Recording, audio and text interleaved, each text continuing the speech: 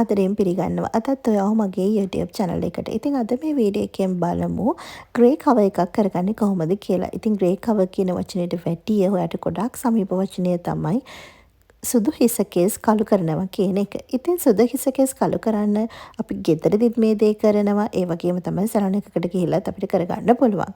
ඉතින් ඒ වගේම තමයි අපි මේ සුදු හිස කේස් කළු කරද්දී ඒක සෞඛ්‍ය ආරක්ෂිතව කරගන්න ඕනේ නම් ඒට අදාළ වෙන පියවරයන් ටික ගැන අපි දැනුවත් වෙන්න ඕනේ. ඉතින් ඒ ගැන තමයි අද මේ වීඩියෝ එක ඔයාලට අරගෙන ආවේ. ඉතින් වීඩියෝ එක ඉවර වෙනකම් බලන්න කියලා මම ඔයාලට ආරාධනා කරනවා. ඒ වගේම තමයි අපි මුලින්ම බලමු අපි මොන වගේ අවස්ථාවලදීද මේ හිස කේස් වර්ණ ගැන්වීමකදී ආරක්ෂා වෙන්න ඕනේ කියලා.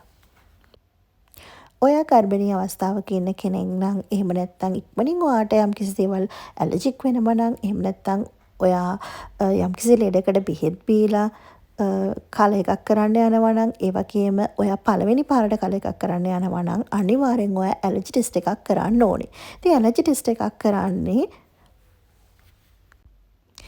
ඔයා හිසකෙස් වර්ණ ගන්වන්න හදාගත්ත මිශ්‍රණයේ කොටසක් ඔයාට පුළුවන් වගේ කන එහා පැත්තේ ගාලා බලන්න. ඉතින් කන එහා පැත්තේ ගාලා වැඩි විනාඩි 10ක විතර කාලයක් තිබ්බට පස්සේ යම්කිසි විදිහකින් එතන රතු වෙනවා නම් ඒ වගේම කසනවා නම් බිබිලි දානවා නම් ඔයාට මේ කල එක කරන්න සුදුසු වෙන්නේ නැහැ. ඉතින් අන්න ඒ වගේ අවස්ථාවලදී අපිට කල එකක් සුදුසු නැහැ කියලා අපිට හොයාගන්න පුළුවන්. ඉතින් එහෙම කිසිම ප්‍රශ්නයක් නොවන කෙනෙකුට පුළුවන් වගේ කල එක කිසිම බයක් නැතුව ගන්න. ඉතින් මෙන්න මේ ඇලර්ජි ටෙස්ට් එක ගොඩාක් වැදගත් වෙනවා. ඒ වගේම ඊගාව පියවර තමයි ඔයා ගන්න ප්‍රොඩක්ට් එකේ ඇතුළට දාලා තියෙනවා ඒකේ විස්තර අඩංගු කොලයක්. ඔයා අන්න ඒක හොඳින් කියවන්න ඕනේ. ඉතින් රූපලාවන්‍ය කාර්යයකට අපි ගියාම නම් මේ දේවල් ටික හරියාකාරයෙන් අපිට කරගන්න ලැබෙනවා. නමුත් අපි ගෙදරදී මේ දේවල් කරන කෙනෙක් නම් ඔයාට යම්කිසි ලොකු දැනුමක් මේ පිළිබඳව නැති නිසා ඔයා මේ ටිකේ කොලේ තියෙන ස්ටෙප් by step ඔයා කියවලා බලන්න ඕනේ මේක කරන්නේ කොහොමද? කොච්චර කාලයක් මේක තියෙනවද? මොන වගේ අයට මේක ඇලර්ජි වෙනවද? මෙන්න මේ විදිහේ විස්තර ටික ඔයා ඔක්කොම කියලා බලන්න. ඊට පස්සේ ඔයාලට පුළුවන් ඒ කොලේ අඩංගු විදිහට ඔයාගේ මිශ්‍රණය සකස් කරගන්න. ඊට පස්සේ මෙන්න මේ විදිහට ඔයාලට ආලේප කරන්න පුළුවන්.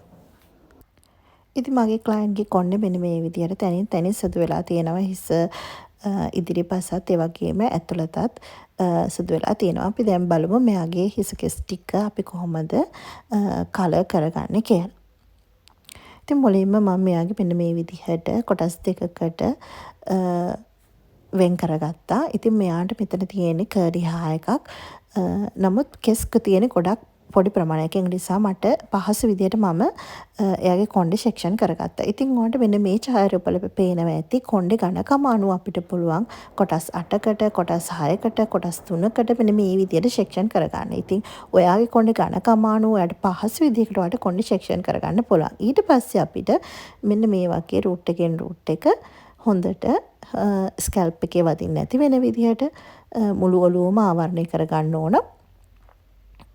මේ කල එකේ. ඉතින් ඒ වගේම තමයි කන් වල නළලේ ඒ හැම තැනම ගෑවෙන්නේ නැති විදිහට බොහොම ප්‍රවේශමින් අපිට පුළුවන් මේක හිමිසරේ ගා ගන්න. ඉතින් ඔය දන්නා සැලොන් එකකට යද්දි මේ පිළිවෙල හරියටම නිසි ආකාරයෙන් කරනවා. නමුත් ඔයා ගෙදරදී මේක කරනවා නම් ඔයාට පළපුරුද්දක් නැති කෙනෙක් මේ දේවල් ගැන ඔයා සැලකිලිමත් වෙන්න. ඉතින් මම ගත්ත ප්‍රොඩක්ට් එකේ තියෙන කාලය මම තියලා මෙයාගේ ඔළුව මම වොෂ් කරගන්නවා. ඊට පස්සේ හොඳින් ඩ්‍රෝ ඩ්‍රයි කරලා තෙත මාත්තු කරගන්නවා. ඉතින් ඔයා ඉස්සෙල්ලා දැක්ක සුදු කෙස් කස් ටික හොඳට කළු පාටින් කවර් වෙලා තියෙනවා. ඒ වගේ මෙයාගේ හිස කෙස් වලට ඉතාලම හොඳ ෂයින් එකක් ඇවිල්ලා තියෙනවා.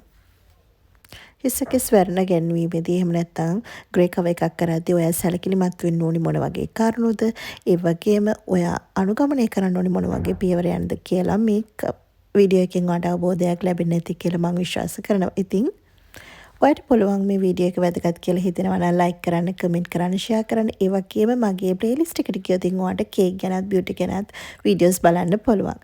මගේ YouTube channel එකත් ඔයාට subscribe කරලා මාත් එක්ක එකතු වෙන්න පුළුවන්. මගේ page එක චතු beauty salon and cake arrangement මගේ page එකත් එක්කත් ඔයාට එකතු වෙන්න පුළුවන්. ඔයාව ලස්සන කරන තවත් වීඩියෝ එකකින් ආයෙත් හමු වෙමු. ස්තුතියි.